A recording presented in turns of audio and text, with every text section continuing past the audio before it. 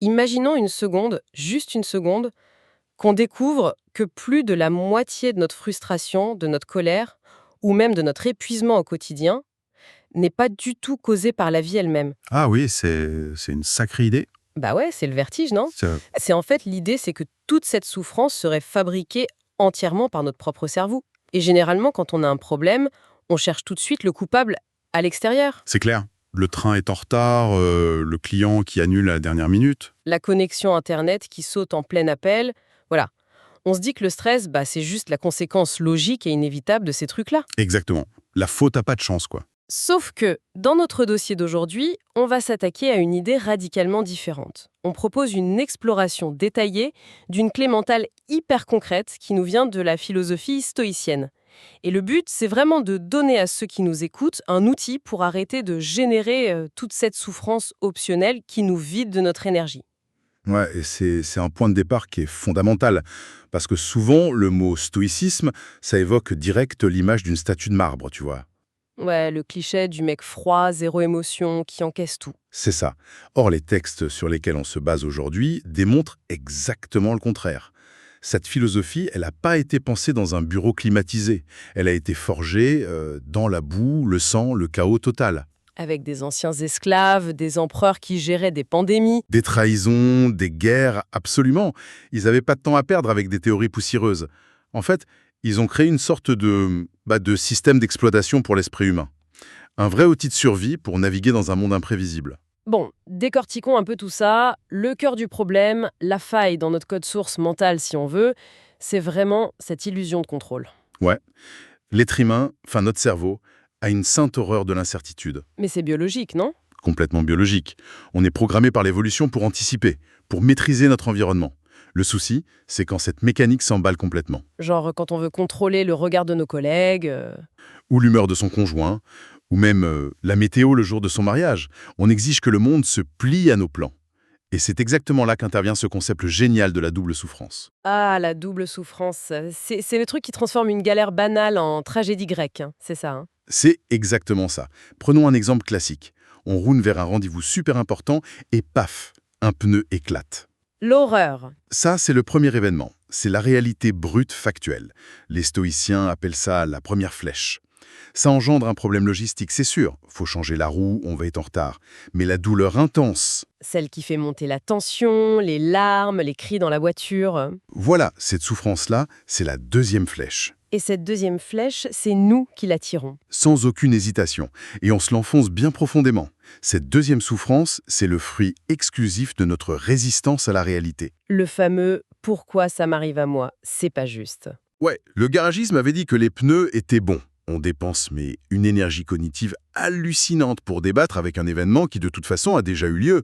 On souffre du pneu crevé, oui, mais on souffre infiniment plus de notre refus catégorique d'accepter qu'il soit crevé. C'est fascinant quand on y pense. Et ça met en lumière l'absurdité de nos réactions.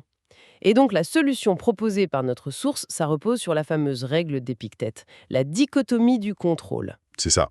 Une séparation d'une sévérité absolue entre deux mondes. D'un côté, ce qui dépend de nous, de l'autre, ce qui n'en dépend pas. Sauf que, quand on regarde bien la liste de ce qui dépend de nous, elle est microscopique. Ah ben, elle tient sur un post-it, hein. Ça se limite à notre forteresse intérieure, nos pensées, nos jugements sur les événements, nos intentions et bien sûr nos actions. Et c'est tout. C'est notre seul vrai territoire. Donc, par déduction, ça veut dire que littéralement tout le reste est sur la deuxième liste. Tout le reste, L'économie, le trafic routier, la biologie de notre corps. l'opinion de notre boss, notre réputation sur les réseaux sociaux, c'est un saut dans le vide en fait. Admettre que 99% de notre vie échappe à notre juridiction directe, c'est terrifiant pour nous les modernes, qui avons l'habitude de tout planifier sur nos applis. Ce qui est fascinant ici, c'est que l'ego humain adore croire qu'il a son mot à dire sur la marche de l'univers. Le grand paradoxe, c'est ce déséquilibre d'attention. On passe nos journées à essayer d'influencer ou de prier pour changer des trucs de la deuxième liste, celle qu'on contrôle pas. Tout en laissant notre monde intérieur, la première liste, complètement en friche. C'est ça. On réagit juste de manière compulsive à tout ce qui nous tombe dessus. En fait, ça me fait penser à une image. C'est à la fois tragique et super comique. Imaginons une personne debout au milieu d'un champ, sous une pluie glaciale battante. D'accord, je vois le tableau. Et dans sa main, elle tient un parapluie. parfaitement fonctionnel, mais il est fermé. Et au lieu d'appuyer sur le bouton pour l'ouvrir, cette personne, elle s'épuise, elle hurle, elle insulte les nuages, elle exige du ciel qu'il arrête de pleuvoir parce qu'elle porte ses plus beaux vêtements. Et le ciel s'en moque éperdument. Totalement. Et pendant ce temps, l'énergie vitale brûlée dans cette colère est monumentale. Et elle oublie complètement qu'elle tient dans sa main l'outil exact pour arrêter d'être mouillée. Ah, c'est une excellente métaphore. Le parapluie fermé, c'est la maîtrise de nos propres jugements. La tempête, c'est le monde extérieur, les comportements de nos collègues, la politique. Et crier sur les nuages, ça sert à rien et ça nous vide. Exactement. Quand on a fini d'hurler contre la pluie, on n'a même plus la lucidité ou la force d'ouvrir le parapluie. On devient une victime consentante de la situation. Bon, alors quittons notre champ sous la pluie et allons voir ce que ça donne dans le monde réel, au travail par exemple. Oh, l'open space, le terrain de jeu idéal pour l'illusion du contrôle. Grave. Parce qu'au bureau, on a l'impression que tout est sous contrat, tout est bordé. Prenons un scénario classique. Une équipe bosse pendant 3 semaines sur un projet stratégique. Les nuits courtes, les litres de café, l'investissement total, je connais. Et là, paf, le vendredi à 16h, un email de la direction générale. Changement de cap, on annule le projet, on part sur complètement autre chose. Un classique absolu. Et c'est l'incubateur parfait pour la double souffrance dont on parlait. Si on regarde la réaction par défaut, la réaction non stoïcienne, ça donne quoi? Ça donne une cascade de dégâts. Le premier choc, il est normal. Mais la rumination s'installe dans la foulée. On fait des mini-réunions autour de la machine à café pour dire à quel point la direction est incompétente. On se sent trahi personnellement, le cœur qui palpite à chaque fois qu'on repense au mail. Et le drame, c'est la porosité de cette colère. À 19h, tu rentres chez toi. Le boss n'est pas là, l'email est fermé depuis longtemps. Mais ton cerveau continue de se battre. Tu réponds sèchement à tes gamins, tu es distant à table. On a laissé l'événement extérieur sur lequel on n'a aucun contrôle coloniser notre sanctuaire intérieur. C'est exactement ça. Mais alors, si on applique notre filtre chirurgical stoïcien, face à ce désastre, on fait comment pour inverser la dynamique? On échappe comment à ce statut de victime? L'idée, c'est vraiment pas d'afficher un faux sourire et de faire genre « Super, j'adore qu'on annule mon projet ». Pas du tout. La rationalité intervient pour stopper l'hémorragie d'énergie. Donc on commence par identifier ce qu'on contrôle. Voilà. On se demande froidement, est-ce que je siège au conseil d'administration? Non. Est-ce que je décide de la stratégie globale? Non. La pluie tombe, le projet est mort. C'est la réalité. Et la bascule, elle se fait là. On redirige toute son énergie vers la première liste. Quelles sont les cordes dans ma main, ici, maintenant? On arrête de crier sur le nuage patronal et on ouvre son parapluie professionnel. C'est ça. Et ouvrir ce parapluie, c'est très stratégique. Ça peut être la décision d'organiser ses dossiers calmement pour faire une passation super propre, ou de convoquer une réunion pour négocier des ressources sur le nouveau projet.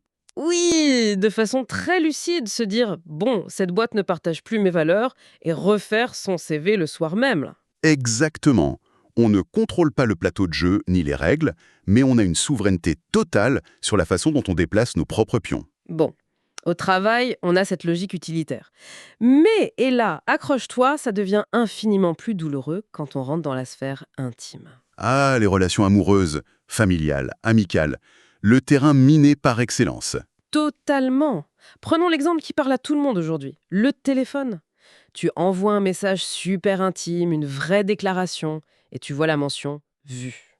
Et puis, le silence, pendant 2 heures, ou 2 jours. Ou pire, tu organises une surprise incroyable pour quelqu'un, et la personne réagit à peine, elle a l'air ailleurs. C'est l'épreuve du feu pour le stoïcisme. Biologiquement, on est des créatures sociales. Notre cerveau est chimiquement programmé pour chercher l'approbation, la réciprocité. Quand l'autre ne joue pas la scène qu'on avait écrite dans notre tête, tout s'effondre. Mais c'est humain de vouloir une réaction, non? Bien sûr, mais espérer dicter le rythme de réponse d'un SMS ou exiger que l'autre affiche le niveau d'enthousiasme exact qu'on avait chorégraphié, c'est une forme de tyrannie douce. Le postulat stoïcien est brutal mais libérateur. L'humeur, les choix et le rythme des autres, ça ne dépend pas de nous. Et là, je t'arrête, parce qu'il y a une objection majeure qui revient tout le temps. Vas-y. Si on met cette cloison étanche en se disant « sa réaction ne dépend pas de moi, donc je m'en détache », est-ce qu'on ne devient pas un peu des robots froids, voire égoïstes? Si je m'investis dans une relation tout en gardant une distance clinique, il est où l'amour là-dedans? C'est une critique qu'on entend très souvent. Mais si l'on relie ça à une vision plus globale, c'est une confusion. On confond le détachement émotionnel, avec le détachement du résultat. D'accord, nuance. L'objectif, c'est pas l'apathie, c'est pas d'arrêter d'aimer, c'est une reconversion de notre monnaie d'échange relationnel. Pense-y, quand on souffre horriblement d'un message sans réponse, c'est souvent pas juste de l'amour, c'est un besoin de validation. Ah ouais. On essaie de manipuler la personne pour qu'elle nous rassure, en fait. On veut appuyer sur un bouton chez l'autre pour qu'il nous renvoie une bonne image de nous. Voilà, c'est le cœur du problème.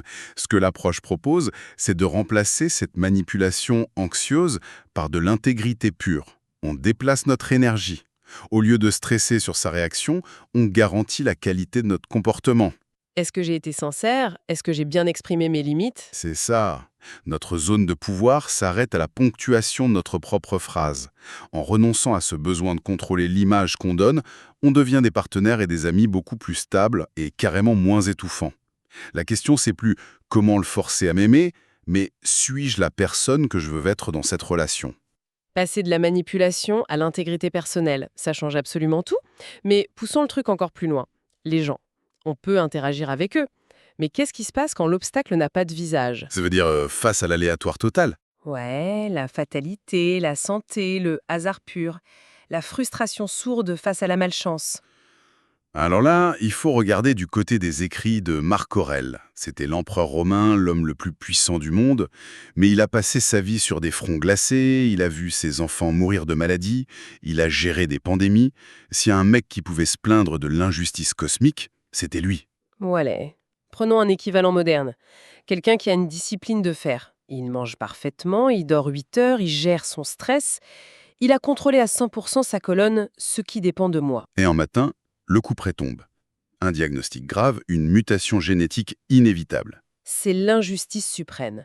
Le moment où on a l'impression que l'univers rompt le contrat qui dit « si je fais des efforts, je serai récompensé Ce sentiment de trahison, il est viscéral.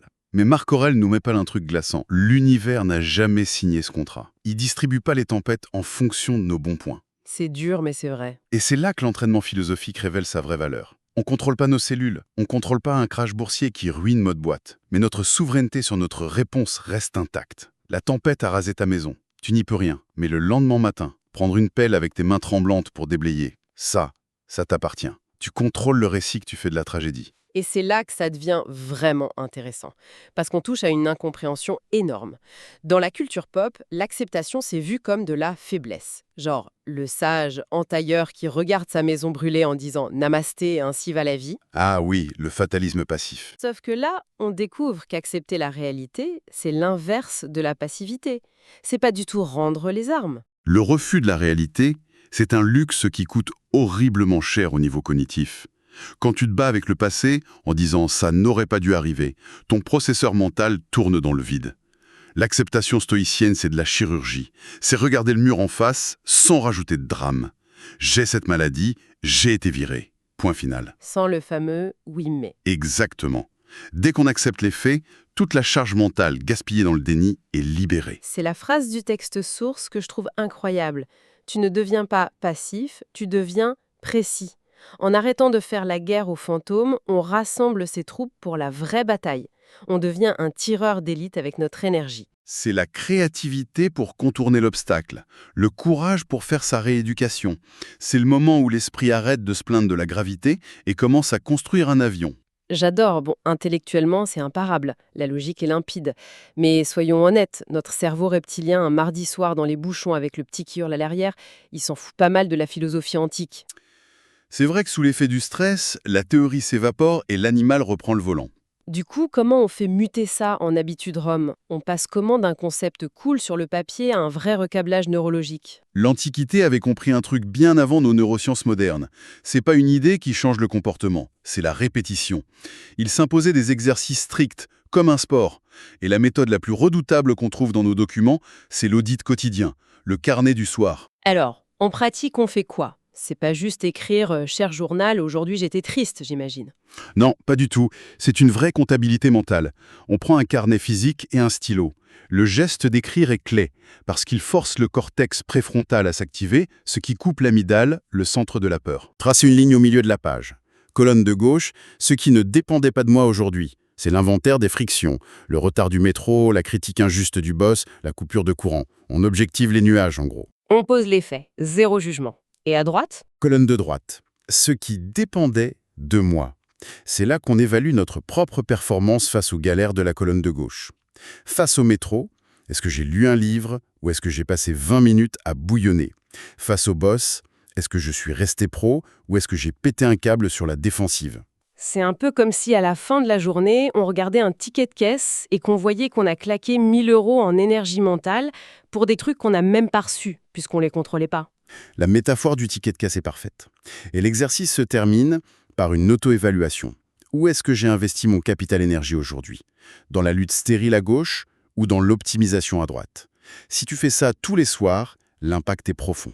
Le cerveau déteste l'inefficacité, non? Exactement. Quand tu lui mets son propre gaspillage sous le nez, noir sur blanc, il s'adapte. Au bout de quelques semaines, en pleine crise au bureau, un déclic va se faire. Tu vas visualiser la colonne de gauche dans ta tête et le réflexe de crier sur le nuage va s'éteindre tout seul pour chercher une vraie solution. Alors, qu'est-ce que tout cela signifie? En rassemblant toutes les pièces du puzzle, on voit bien que cette vieille méthode est peut-être le meilleur antidote contre notre anxiété moderne. Oui, on vit dans une culture qui nous vend l'illusion que tout est maîtrisable. La santé parfaite, la carrière parfaite, la pression est juste écrasante. Et accepter cette ligne de démarcation, c'est s'enlever un poids colossal des épaules. C'est le deuil de la toute-puissance. Faut arrêter de nager contre le courant de la rivière. On ne contrôle pas les rochers sous l'eau. Ce qu'on nous demande, c'est de tenir notre propre gouvernail, peu importe la météo. On récupère l'énergie de la résistance pour la transformer en résilience, quoi. C'est hyper pragmatique. Mais pour clore ce dossier, il y a une dernière réflexion pour ceux qui nous écoutent à méditer un peu en solitaire. Je t'écoute. On a longuement parlé de lâcher prise sur le monde extérieur, de se retrancher dans sa forteresse intérieure pour optimiser ses propres réactions. Mais si on pousse la logique à fond, imaginons qu'on atteigne ce niveau de maîtrise. Si on finit par dompter totalement nos émotions, si on arrête de manipuler les autres et de hurler contre la réalité, est-il possible que ce monde extérieur si chaotique, ce monde sur lequel on a consciemment arrêté de vouloir avoir une emprise forcée, commence paradoxalement à changer de lui-même, tout simplement parce qu'on n'y oppose plus la même résistance aveugle? C'est une réflexion fascinante. Il n'y a pas d'ouvrir le parapluie.